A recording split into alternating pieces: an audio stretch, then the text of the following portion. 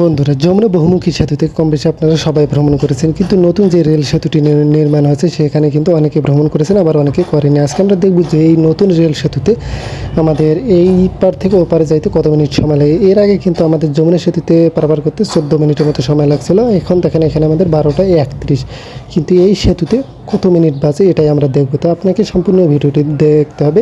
এখন আমরা জানবো এই যমুনা সেতুর ফুল ডিটেলস সম্পর্কে। যমুনা রেল সেতু হচ্ছে বাংলাদেশের একটি রেলওয়ে সেতু, যা সিরাজগঞ্জ জেলার সাথে টাঙ্গাইল জেলার ভুয়াপুর উপজেলাকে যুক্ত করেছে।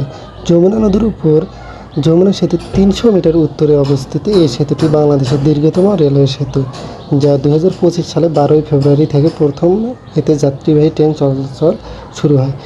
এই সেতুটি শুধু ট্রেন ও যাত্রী পারাপার হওয়ার জন্য ব্যবহার করা হয়েছে। দেখেন বাম সাইডে একটু যাত্রী পারাপার হওয়ার জন্য একটা রাস্তা করা আছে, ডাইন সাইডেও কিন্তু এরকমই একই রাস্তা করা আছে। এটা অতিক্রম করে যমুনা নদী। এটার স্থান হচ্ছে সিরাজগঞ্জ ও টাঙ্গাইল জেলা, মানে উত্তরবঙ্গ ও দক্ষিণবঙ্গকে এটা সংযুক্ত করেছে। এটা নামকরণ করা হয় যমুনা নদীর নাম অনুসারে নামকরণ করা হয়। আর এটা তৈরি করতে ব্যবহার করা হয়েছে ইস্পাত এবং কংক্রিট, যার মোট দৈর্ঘ্য হচ্ছে 4.8 কিলোমিটার। আর এই 4.8 কিলোমিটার একটা রেল সেতু তৈরি করতে ব্যয় হয়েছে 16,781 কোটি টাকা। আর এটাতে প্রতিদিন চলাচল করে মানে 88টি ট্রেন প্রতিদিন কিন্তু দৈনিক চলাচল করে, মানে যাওয়া আসা করে 88টি ট্রেন যাওয়া আসা করে। বলে রাখা ভালো, এর আগে আমরা যে যমুনা সেতুর উপর দিয়ে যে রেল লাইনটা ছিল সেটা দিয়ে যখন আমরা প্রবেশ করি তখন আমাদের মানে রেট ছিল, মানে টিকিট রেট ছিল 540 টাকা। মানে এখন বর্তমানে কিন্তু 19 তারিখের পর কিন্তু সেটা একটু বাড়াবে, বৃদ্ধি হবে, সেটা হবে 640 টাকা সম্ভবত। মানে কিছু পার্সেন্টেজ বাড়িয়ে দিয়েছে, তার কারণ সেটা তো টোল আদায় করে সেই ব্রিজের টাকাটা কিন্তু তুলতে হবে। কিন্তু দেখেন ব্রিজের ভিউটা কিন্তু মাশাআল্লাহ অনেক সুন্দর। এই সাইড থেকে যমুনা সেতু দেখতে কিন্তু অনেক সুন্দর লাগতেছে। আবার যমুনা সেতুতে যারা এই রেল লাইনটি দেখতেছে তাদের কিন্তু অনেক সুন্দর লাগতেছে। কিন্তু বর্তমানে যমুনা সেতুতে পানি নেই, এই কারণে মাশাআল্লাহ অনেক সুন্দর দেখা যাইতেছে, কিন্তু পানি থাকলে এত সুন্দর কিন্তু দেখা যাইতে পারে না।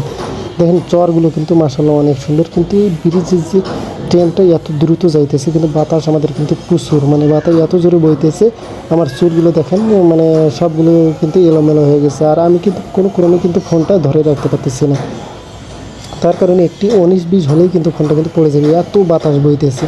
এই কারণে আমি জানলার কাছে নিয়ে কিন্তু শক্ত করে কিন্তু ফোনটাই চেপে ধরে আছি। দেখেন ব্রিজটা কিন্তু মাশাআল্লাহ অনেক সুন্দরভাবে ডিজাইন করা হয়েছে। আর এখান থেকে কিন্তু নিচের ভিউটাও কিন্তু মাশাআল্লাহ অনেক সুন্দর।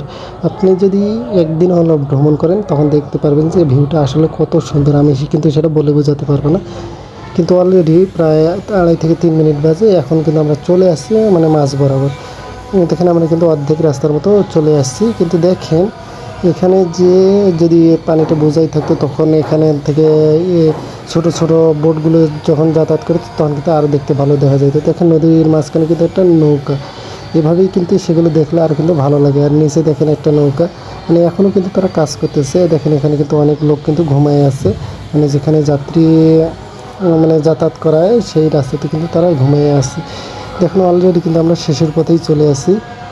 দেখেন এখান থেকে কিন্তু আমরা ওই পার কিন্তু দেখতে পাইতেছি, আর বেশি সময় নেই, আর অল্প কিছুক্ষণের মধ্যে কিন্তু আমরা চলে যাব। এর আগে আমাদের যেটা 14 মিনিট সময় লাগতো, আর এখানে যে স্পিডে টানতেছে মনে হয় না যে তার অর্ধেকেরও আমার সময় লাগবে। এখানে দেখেন অলরেডি আমাদের 3.5 মিনিটের মতো হয়ে গেছে, আমরা কিন্তু অলরেডি পৌঁছে গেছি। মানে প্রায় 4 মিনিটের মধ্যেই কিন্তু আমরা যমুনা রেলওয়ে সেতুটি কিন্তু পার হইতে পারতেছি।